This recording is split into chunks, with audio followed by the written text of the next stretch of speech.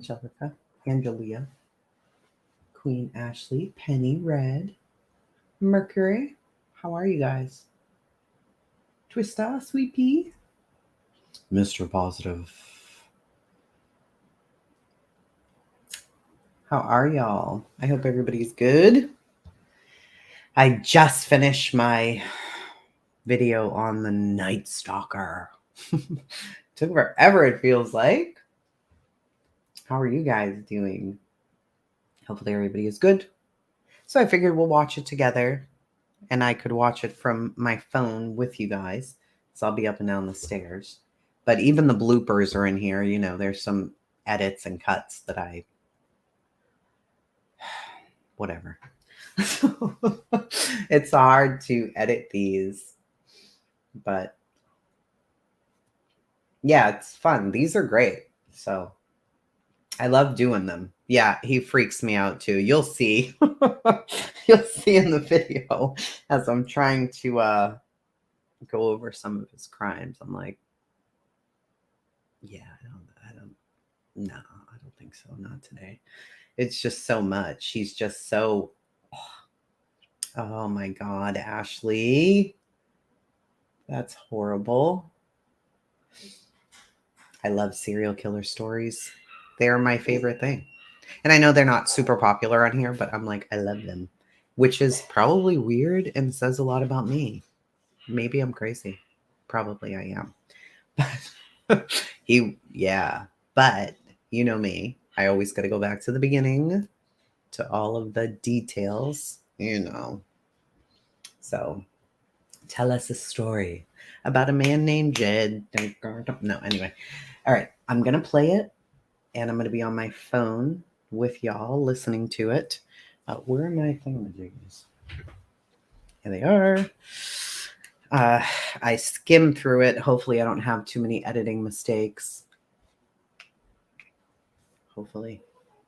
And then I'll be back as soon as it's over. I'm not going to interrupt y'all through it. So hopefully, you know, even if you know about him, you learn a little more about him in this video. I don't know. We'll see. If I did a good job, you'll learn something you didn't know. But yeah, isn't that weird? Like, I love serial killers. Yeah, that's crazy. My next one, you'll see at the end, the next one I'm doing. I love it. Yes, please do, Ash. All right, we're going to share the screen. There it is. Let me make sure you guys can hear it, okay?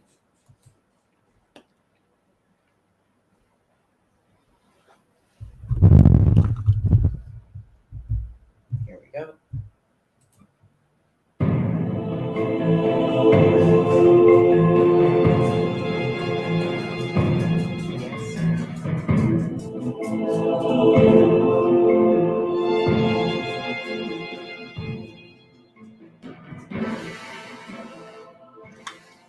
Today we're going to talk about Richard Ramirez. He was also known as the Night Stalker for the things he did in 1985 in Los Angeles. That's when the majority of his crimes happened.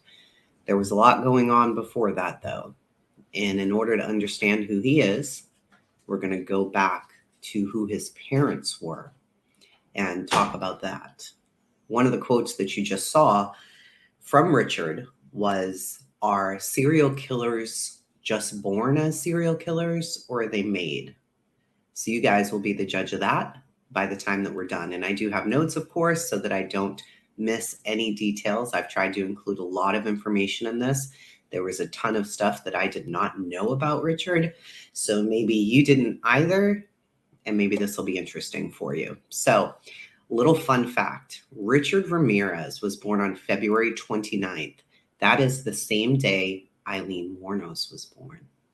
And if you want to check out my video on her, you can find it in my videos. So let's get started. We're going to talk first about Julian. That was Richard's dad. He was born in Mexico. He ended up becoming a Juarez, Mexico police officer, but that's later. Let's just first talk about his dad and how he grew up. He was born in 1927 to a very poor family. They believed in extremely strict discipline, to the point of abuse. Back then, they probably didn't really see it as abuse.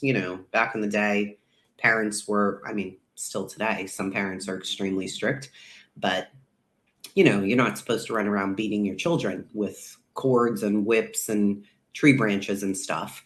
But back then, that was definitely a form of discipline.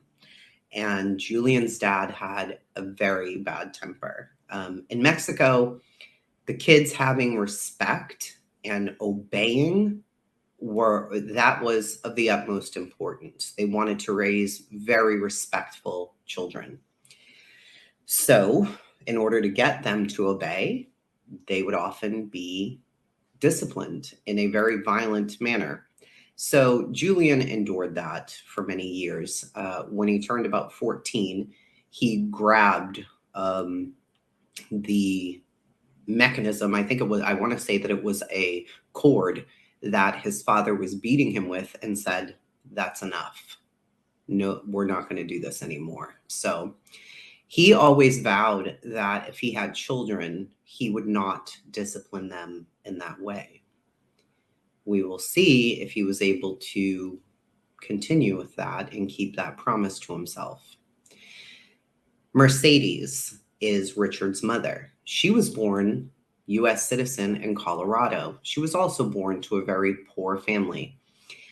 Mercedes' family ended up moving for a period of time down to Mexico, and that is where she met Julian's family. He had siblings, and she became friends with his sisters. And right away, there was a big attraction between the two of them. Now, while they were poor, they were Americans. So there was some issue with the two seeing each other. Julian's family felt like Mercedes' family thought that they were better than everybody else. And Mercedes' family felt like Julian's family was far too poor. Julian was not educated. He had to work. The whole family had to work. So he did not have very much education whatsoever. And Mercedes' family really put value on education. So to them, there was no way this guy was good enough for their kid. But for a little while, the flirting went on. I mean, they were, 18 years old at the time. So they began to date a little bit. And at one point, they had to move back into the United States. So during that entire time, they would write back and forth to each other. They were serious about each other. They had very strong feelings, regardless of how their parents felt. They were not going to let that stand in the way at all. So what ended up happening is the two got back together in 1948, and they were married. Now, Mercedes did not like living in Mexico. She thought it was very run down, very violent. There was a lot of crime. So they moved to El Paso, Texas, in this very small little place. But it was enough for them, and they were happy. And immediately she became pregnant with her first child. Now, unknown to them, during this time, not very far away, were atomic bomb testing that was happening there back then. And it was known much later that there was a lot of pollution, birth defects. The residue, the fallout from this testing had caused problems with the milk, the water, the cattle. It was in the ground. So in any case, their very first child is born, and his name is Reuben, and he was born with lumps all over him. I can't even imagine how shocking that would be to not suspect anything, because nobody suspected anything quite yet. And Reuben's born, he has all these lumps all over him, and they bring him to the doctor, and they don't think the prognosis for him is very good. But he ended up, being fine. These lumps, whatever they were, they ended up disappearing And he went on to be fairly healthy. So Joseph was their next child. He was also born healthy, but he ended up around 6 months old with tons and tons of crying and like nonstop. He was a happy baby at first, but then the crying was just overwhelming, right? So they bring him to the doctor and he is diagnosed with something called Collier disease. And I guess what happens is the bones become kind of curved, and they recommend all of these surgeries and getting these metal rods kind of to place the bones so that they can be straight, and the surgery to cut off the curved part of the bone, which just sounds horrific for a little child. So obviously that was going to be extremely expensive. But Julian and Mercedes, they were very proud people. They were working really hard. Julian was working for one place. He started working for a construction company so that he could make more money. But keep in mind, they're living in the United States, and Mercedes is a US citizen. Julian is not a US citizen, even though they're married. You still had to get your paperwork done in order to be considered a US citizen and have the right to work in the United States. So what ends up happening is immigration shows up to one of the construction job sites that Julian's working on. And they ask him for his papers, and he tells them his wife is an American citizen. And they say that's not good enough. That he was going to have to produce these papers. So they kind of tried to wait it out as much as they could, but that did not work. They gathered up the two babies, Mercedes and Julian, and dropped them off on the Mexico side of the Santa Fe Bridge. So off they went back to Mexico for a period of time. During that time, Julian found a job as a Juarez police officer. That's when all of this happens, right? So soon Mercedes is pregnant again, and she gives birth to their third son. So now they have another son named Robert, and he was pretty healthy. He didn't really have any issues. Soon they ended up, once Julian could get all his paperwork together and they had to go through all the nonsense that we know you have to go through, they ended up moving back to the United States. So now they're back there again, and Julian finds a job with the railroad, and Mercedes finds a job in a boot factory. And in the boot factory, they were using all kinds of chemicals and all kinds of different things to make dye, to dye the leather for the boots. And she ended up having really bad dizzy spells where she would have to take breaks for a long time. It was really affecting her a lot. But in order to survive, they both needed to have jobs, right? During her pregnancy, this is all happening. She's pregnant again. Big families was a big thing back then, so don't judge them.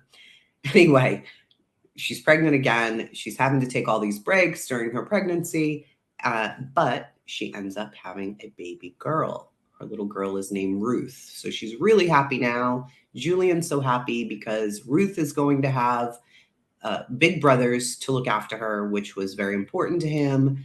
So they doted on this little girl. I mean, she was everything to them. Of course, it's their first little baby girl. And it's several years, I believe, later, that Mercedes has her most difficult pregnancy of all of them.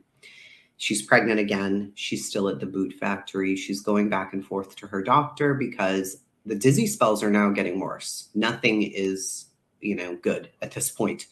So the doctor advises her, you could miscarry. This is dangerous for you. You really need to consider leaving your job. And she does.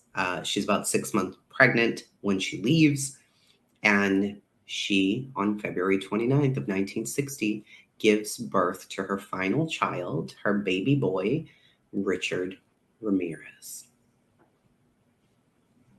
Ruth was especially in love with Richard.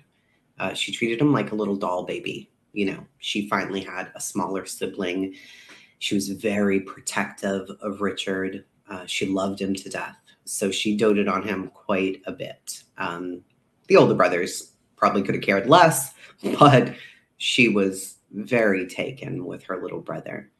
And Mercedes ended up going back to work. Julian was already working for the railroad, and each of their sisters ended up moving to the United States too. So one of Mercedes' sisters and one of Julian's sisters ended up moving over to the States in the same area. So now the kids had cousins to play with, and that will factor in later when I tell you more about one of the cousins. So they had babysitters, right? And when Richard was 2 years old, a dresser fell on his head. He ended up having to get a bunch of stitches. He was knocked unconscious. We've all heard the stories. Like if you put a TV on top of a dresser, you've got to be really careful of your kids. I've always personally been terrified of dressers, and my son has those little plastic drawers because I'm not going. And for those who know me, you know that I don't say drawers because it's a very difficult word. I'm from Boston and it should be draws. Anyway, that was just a side note. Let's move on. 3 years later, at age 5, Richard was hit in the head with a swing at a playground and again knocked unconscious. So I'm guessing this kid played hard or had a soft head. I don't know. But he was hit in the head hard enough that he fell unconscious. So he was rushed to the hospital. Here's where things start to get weird. He started having seizures soon after that. And he would go into these seizures, and it would take everything for his family to hold him down so that he didn't hurt himself. He was eventually, around age 6 or 7, diagnosed with epilepsy because of these seizures. And he says that he can remember during these seizures blacking out. And what would end up happening, you're thinking blacking out where he doesn't remember anything. No, he would sit there and stare, and nothing else was around him at all. And he could see monsters and demons coming out of the darkness in front of him. What? That's terrifying. That's terrifying for me, and I'm old. But being 7 and having these seizures and then freezing and not being able to see anything around you at all, but you see all these demons and monsters coming at you. His parents had to have thought he was possessed. I don't know. But he remembered them. He remembered how frightening they were. He remembered how strange they were. But it would happen to him all the time, right? Around the same time, around 7 years old, is when he first witnessed his father's temper. He began to discipline Reuben, the oldest brother. And the discipline was very much like the discipline that Julian endured during his childhood. So that promise wasn't kept. I don't know why. I don't know if things got stressful or if his temper was just too much and it finally came out. But the dad was known to get so angry at objects. Like if he was fixing his car and something went wrong, he would go over to a wall and smash his head off the wall until there was blood. That's psychotic. So those things were happening, and it would scare him. It would scare Richard a lot because, he's the baby and he's already having these weird, crazy, vivid sightings in his mind as he's having these seizures. And now his dad, who mostly was gone because he was working for the railroad, is there and he's beating the hell out of his brother. I mean, it had to be very confusing for a child to understand what was happening in those moments. In an attempt to avoid all of these things, Richard, around 10 years old, started running off to a nearby cemetery where he would spend the night. He felt much more comfortable there in that quiet than he did with his own family in the house. So my guess is things had to be pretty violent by that point. So that's sad. It's just sad. I know that he is the Night Stalker, but at one time he was just a boy. So my sympathy is for the little boy who was dealing with that. But in any case, around the time he was 12, his older brother had left. His oldest brother, Reuben, had left. And his cousin, Miguel, remember I told you there was a cousin involved in this, had come back from the war. This is where things get very disturbing. Miguel returns back. And Richard, with his oldest brother gone now, wants somebody to look up to. And Miguel's always around. He's much older than Richard at this point, but he takes him under his wing and they become extremely close. Miguel, sorry for my face, because even discussing this is like, are you kidding me right now? He had Polaroids from the war. And the Polaroids were of dead women where he had cut their heads off and pulled their eyes out and had sex with their corpses. Yes. Mm-hmm. He would rape them and just do the most horrific things. And then he took pictures, to show the family back at home. And he decides to show them to his little 12-year-old cousin, which is just absolutely bizarro. Like, what are you doing, sir? In addition, he introduces Richard to weed, marijuana. That's a great idea for a 12-year-old. So he starts giving him that. Miguel drinks a lot at this point. They also called him Mike, so I'll interchange Mike or Miguel.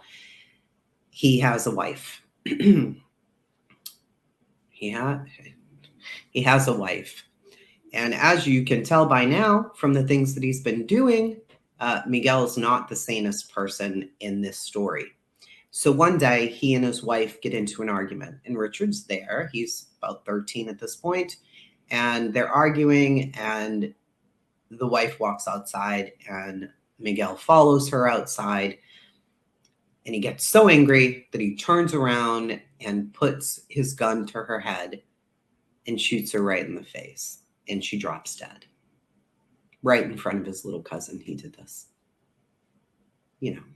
After that, Richard became very withdrawn, very quiet. I don't think he had a clue what in the hell to make of that. An argument leads to my cousin shooting his wife in the face, dead, directly in front of me. And that's, what happened. So eventually, Richard ends up moving in with his sister, his own sister, Ruth, who was married to, you can probably hear my dog snoring. Just ignore that, okay? Please, because it sounds really loud right here. Let me move this. So he sees his cousin-in-law murdered. Then he ends up moving in with his sister Ruth, who is also married. And little does anybody know what Ruth's husband is up to. He is a peeping Tom. Yeah. So he takes Richard under his wing. And he takes him out at night to peep in the windows of the women that he's looking at. Mm-hmm. Like, what in the world is happening here? So that's what he does. He moves in with them. This guy leaves, at night. Ruth's not asking like, oh, so where are you going? They leave and they're going around to all the neighborhoods looking in windows and doing sexual things. it was a whole situation. So Ramirez began to become interested in, Richard began to become interested in, and you can't blame him at this point. Now he's seen Polaroids from Vietnam of women being raped, tortured, murdered. He goes to live with his sister, and you've got the influential brother-in-law teaching him how to peep into people's windows. He begins to look at pornography, right? Not regular pornography, man, woman, nice. No, it's sadistic, it's bondage, it's anything that he could find that was depraved. And these are the things that he began to be interested in. And as a young teenager, he ends up getting a job at a local motel. And during that time, he had keys to all the rooms. So at one point, he uses his key to, first of all, he's stalking the couple. He's watching their every move, right? So the man leaves and the woman's still in there. And he uses his key to go in and he attempts to rape a woman inside the motel room, but the husband came back. Now, you would think, okay, well, maybe he's going to get in trouble and he's going to learn a lesson and all of this is going to end and we're never going to get to become the Night Stalker. Of course, you know that that's not true. But if that had happened, maybe we would have never known of the Night Stalker, right? What ends up happening is this couple is there on a vacation and they don't want to come back to testify. Now, also keep this part in mind. Miguel, who killed his wife in cold blood, right, ends up having to go to court. And he pleads not guilty, reason of insanity. And they say, okay. So he just goes to a mental ward, psychiatric hospital for a few years. And then he's back out. And he and Richard are right back up to the same old shenanigans after that. So now Richard's about 22 years old. He leaves to California, Los Angeles, California. He's doing LSD, mushrooms, and other psychedelic drugs. He feels at this time that he's developing a relationship with Satan. So he's Satan worshiping, he's doing all of these things. And there was a murder that happened that was not initially connected to him. And it wasn't until many years later due to DNA, but it was extremely sad. A 9-year-old little girl was in her basement, in an apartment building basement with her little brother. They were playing hide and seek and they were searching for a dollar bill that the little brother thought he saw down there. Richard comes across the little girl. Her and her brother got separated down there and he rapes and murders her. He ends up hanging her from a pipe above. And the police officer who came onto the scene said it looked like Christ on the cross. She was just a little 9-year-old girl. And Richard had no type. You know how in a lot of the serial killings, like Ted Bundy, for example, the women would have this long hair. They would look very similar. Richard was nothing like that. It was just whoever he came across, because his next killing was a 79-year-old woman. And that was in June of 1984. She was an older woman, 79 years old, in her house. He went in and slit her throat to the point where she was almost decapitated. He left behind a fingerprint, which later became important, but technology still was very slow when it came to things like this back then. Then there were more murders. He came upon these two roommates and he attacked Maria. He tried to shoot her in the face and she held up her keys and the bullet ricocheted, thankfully, but her roommate Dale was there and he ended up shooting Dale in the head. No rhyme or reason, just because. He takes off and finds another person who's in a park and kills them, pulls them out of their car and murders them. So he's breaking into homes. He's finding random people in basements. He's walking down the street, killing people. He already has a record for stealing cars, burglary.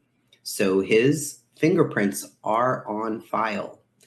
It's also very difficult to cross-check these things across the nation in the 80s. So there was quite a delay in figuring out who was doing this.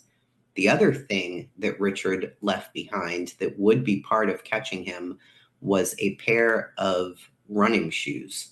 There were only six or seven sent out to the United States, and one of them was sent to California, where Richard was. So that was a huge coincidence, and it was part of what helped them in tracking him down. So I could tell you about all of the murders that Richard committed, all of the rapes, how violent it was. They're very difficult to talk about. I will honor the victims at the end of this. There was no rhyme or reason to anything that he did.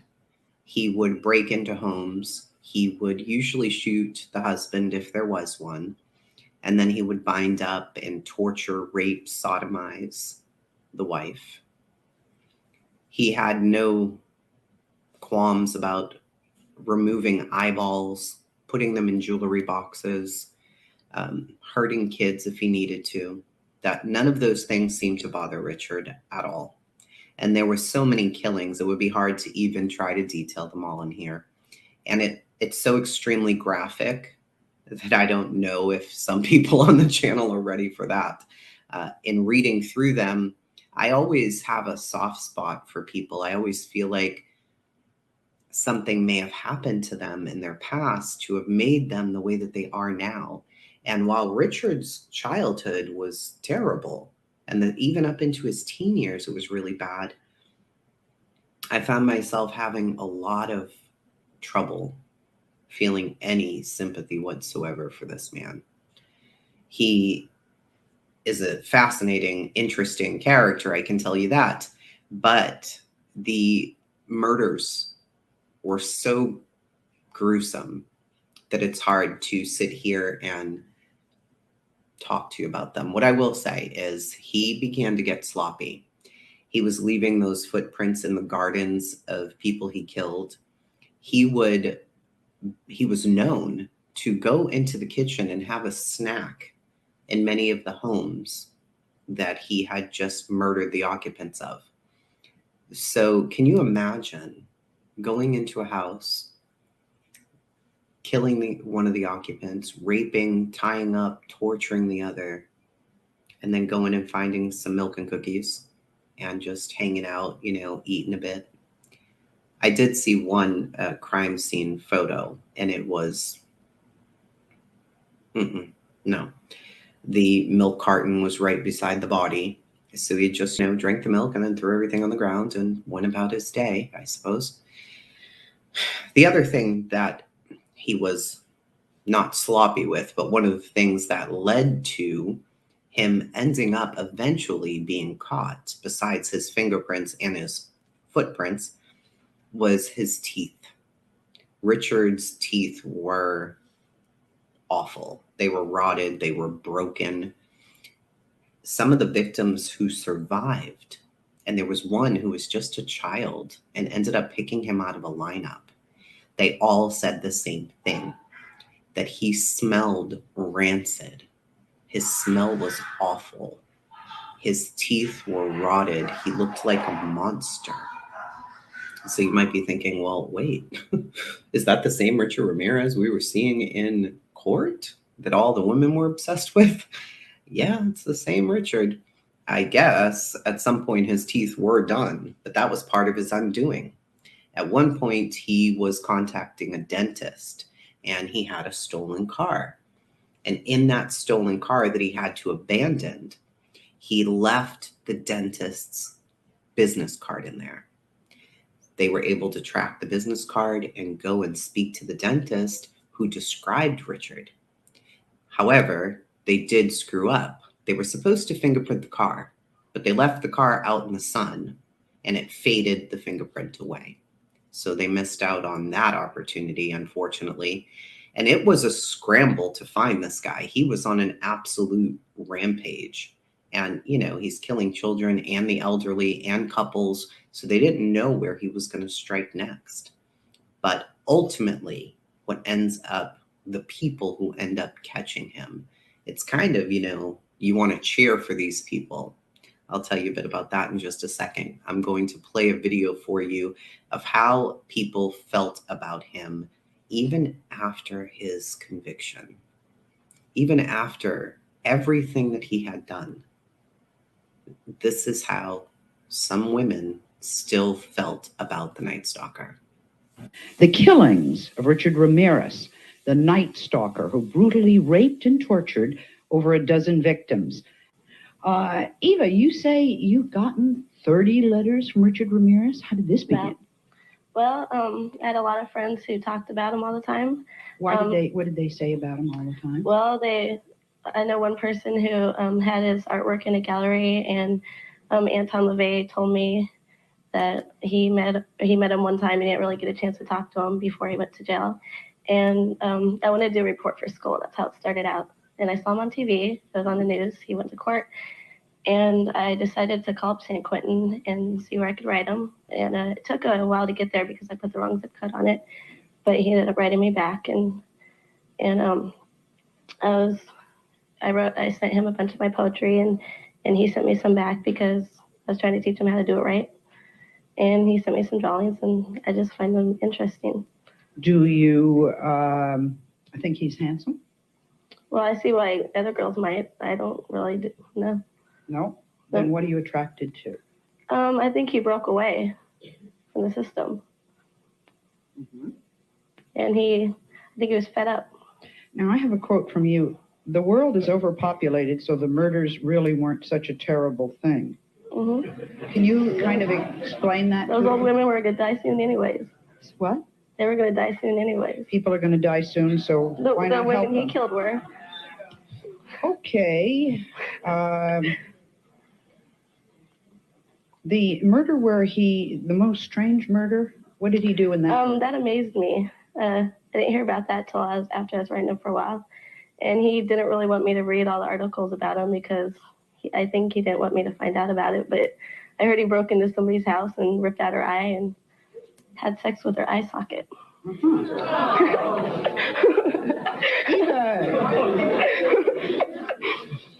How old are you?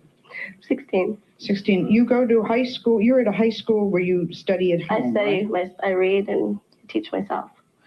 Okay. Christine, you've taken this interest or obsession one step further, have you not? Not obsession. Okay. Not an obsession? No. Okay. He's the one that's he calls me all the time. He always writes to me all the time. All right. You say you're going to marry Richard Ramirez? We're supposed to. When I first met him, it was 4 years ago. And the first time I met him, his attorneys were there. And they told me that he was innocent. And they told me to keep visiting him, that it was good for him. And that's what they were telling me. So that's mainly why I went near someone like him. Because I came from another state and I didn't know even what happened. I didn't even know why he was there. And I didn't even find out until a year later what even happened. And that story that she just said, I've never heard anything like that, and I've read all the reports, but that's what happened. That's what he deserves to get something like that from you for even writing back to you. So what do you mean? But you no, I'm telling the truth. Ladies, I know the admiration is going to the point I wasn't there when he killed people. And I'm surprised he even wrote back. How do you feel about? Well, he's still writing. Are you going to marry him? Yeah, we're supposed to get married. Are you in love with him? I don't know. Maybe I should tell you some of the things he told me about you. Why are you going to marry somebody you're not in love with? Because she gets to go on talk shows.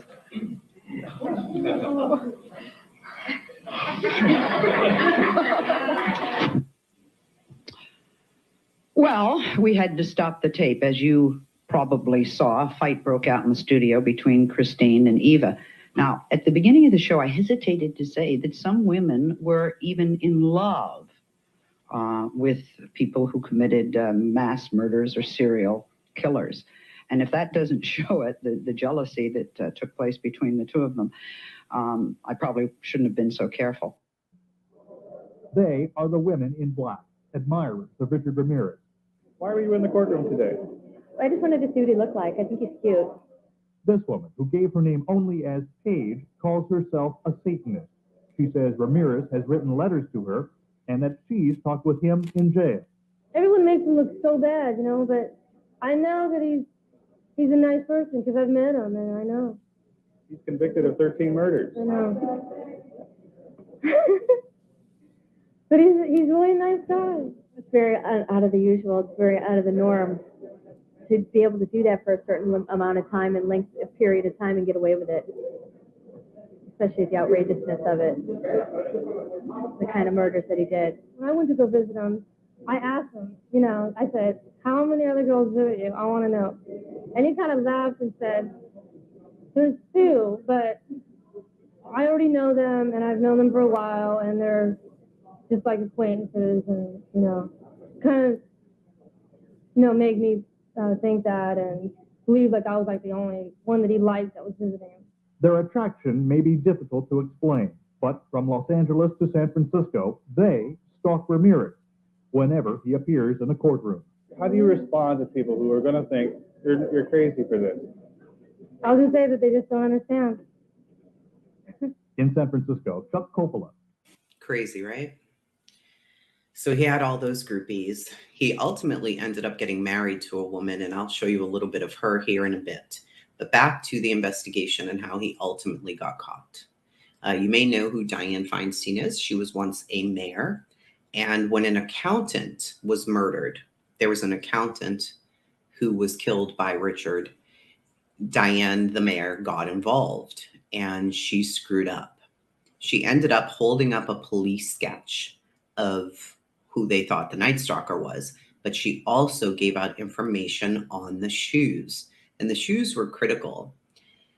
So she does that, and of course the police felt like if Richard heard this information, he would ditch the shoes, which he probably did. So they continue to search for him. And like I said, it was a scramble. I mean, they're searching everywhere, all over the place. At one point, Richard leaves to go to Arizona to visit one of his brothers. But somehow that trip ended up screwed up and he comes back. When he gets off of the bus, he's walking down this street and he decides to carjack someone. This woman who he's trying to carjack, the car is parked. Her husband's underneath it working on it. And she is on the porch or on the street. And she comes running and she's yelling. And her husband gets up and pulls Richard out of the car. Neighbors come over. The husband's holding him down. Like, we're going to call the police on you. You were trying to steal this car. And people in the neighborhood recognized him and were like, the killer, that's the killer. And they realized that it was the Night Stalker. They beat the holy shit out of Richard Ramirez on that road. Years later, one of the residents, he was in his late 70s now, he was interviewed about that. And he shows the inside of his home where he has the pictures framed of the people who apprehended Richard Ramirez. The whole neighborhood was very proud of themselves for doing such an extraordinary thing, something that, the police couldn't do. And of course, they did it accidentally. They were just in the right place at the right time, but they were able to catch him. And here's some footage as well of right after he's caught, and you can see the bandages on his head. They did quite a number on him. And then I'll play the little clip from his wife.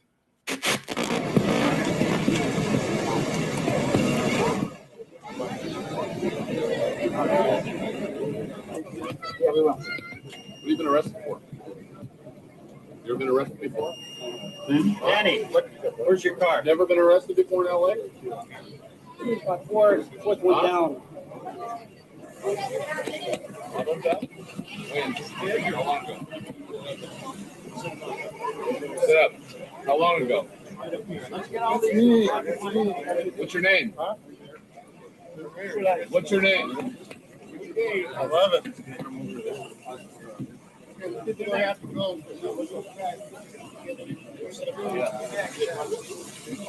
Back up on the sidewalk, folks, please. Go back. Back up on the sidewalk.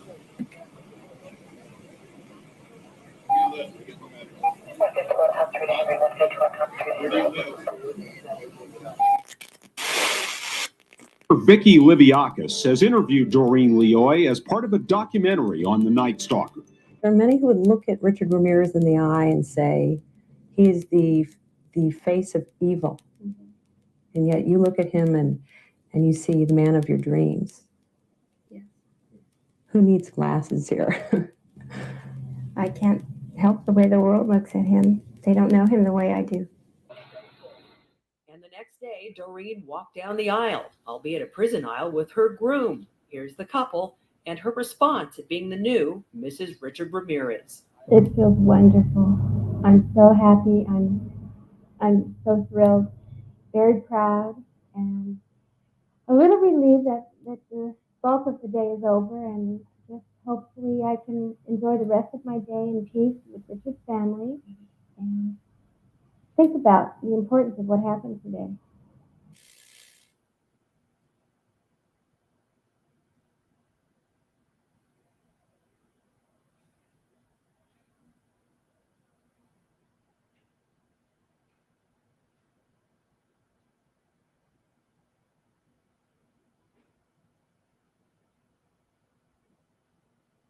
So there you go. He has a wife. He has groupies. He is sentenced. He ends up being convicted for most of the murders that they knew about. Not all of them until later. He was interviewed several times. There have been books written on him.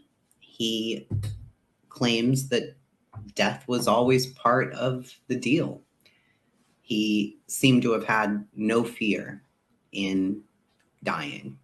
It wasn't something he was going to show. I mean, after all, he was the Night Stalker. He never did get to go to the gas chamber or the electric chair. He died in prison, and the cause was cancer. So, is that justice? I mean, I suppose so. I don't know if it's justice for the families, if they wanted to attend the execution. I really don't know. But he's no longer on this earth. I can say that his dad, Julian, really believed that his son did not do any of these things. He really believed that his son was innocent for a long time. I don't know how the rest of the family felt. There are interviews out there with them that you can read. I do recommend, if you're interested in knowing more about the Night Stalker, there are a few books out there that are on Amazon and Kindle that you can read.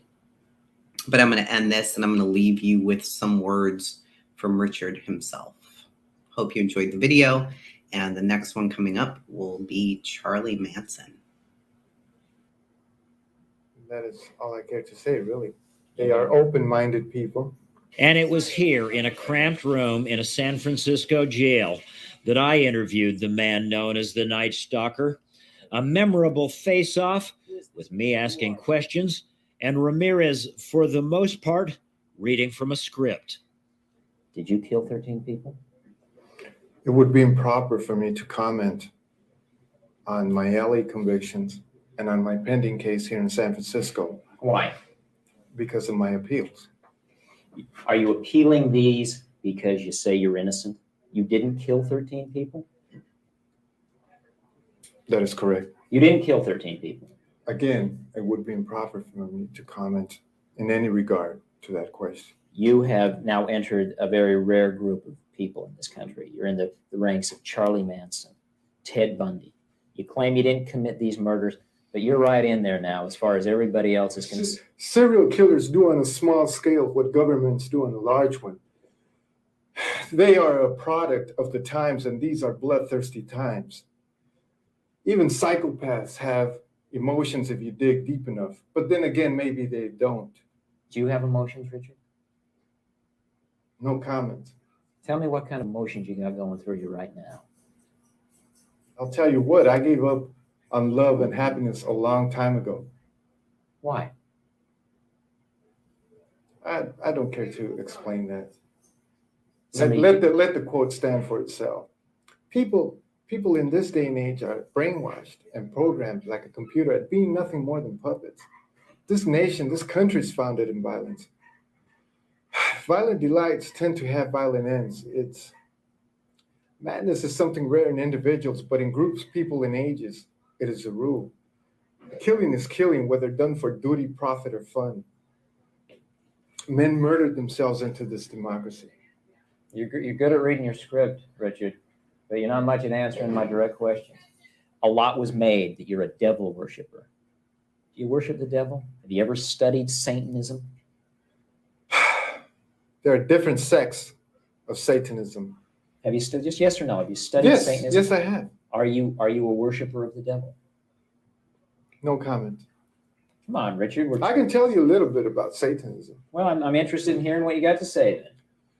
It is undefiled wisdom instead of hypocritical self-deceit. It is power without charity. A Satanist admits to being evil. Do you admit to being evil, Richard? We are all evil in some form or another, are we not? I'm asking you the questions, my friend. Yes, I am evil. Not 100%, but I am evil. Evil has always existed. The perfect world most people seek shall never come to pass, and it's going to get worse. The great epochs of our life is when we gain the courage to rebaptize our evil qualities as being our best qualities.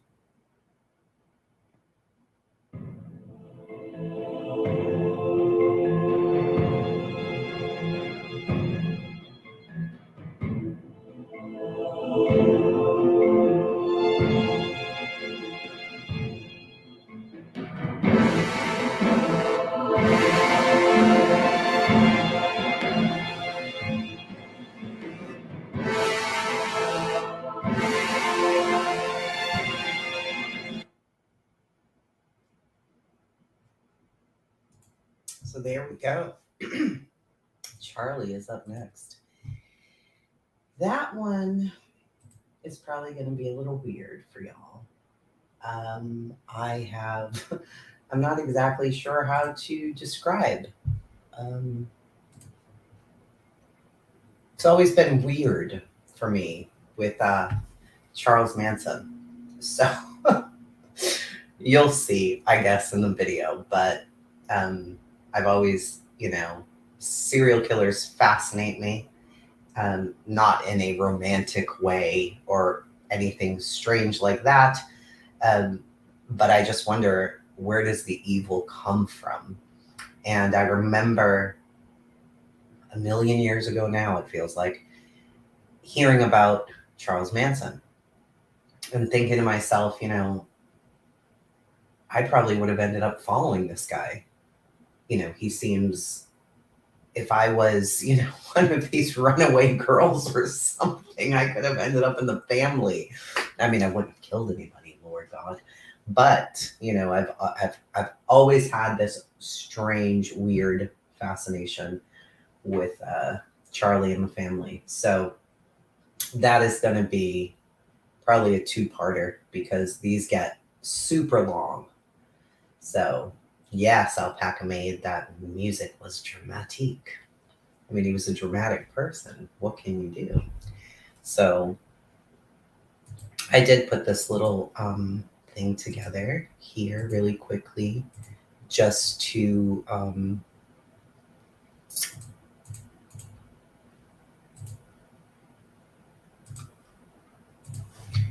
since I did not want to talk about the disgusting crimes that he did. I just made a little, oh my God, can I play it? Will it play? Okay, what are you doing, sir? Sir? Oh my God.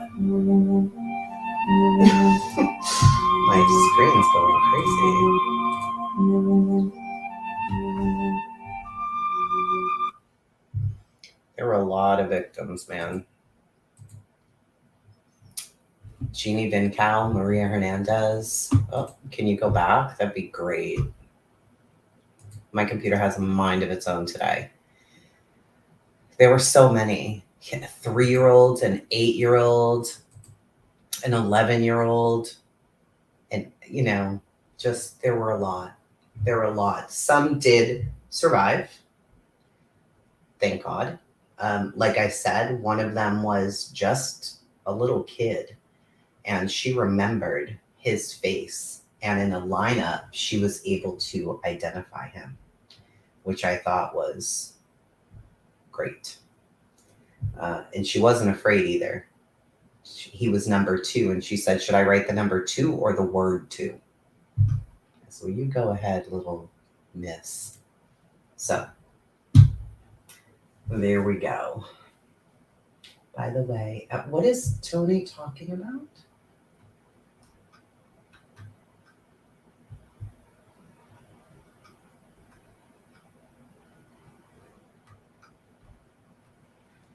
I'm trying to see. He's saying there's a post on Twitter. I don't know what exactly that means, but I'll go back and read the chat after anyway. What am I talking about? Recording stuff. I don't know what's happening here. So we will end the live now, and I'm going to start right away working on Charlie Manson. I do have up an Amber Alert where the young lady, last I checked, was with a registered sex offender. So if you can share that, please do. And then on the community wall, one of our very own in here is involved in, through a friend of hers, a missing persons case. So why are you not on Summer's case, dear? Me? I'm always on Summer's case, but not every video I do is about Summer. So it was good. Thank you guys all for coming in. I appreciate you so much. I love you. And now I'm going to end this.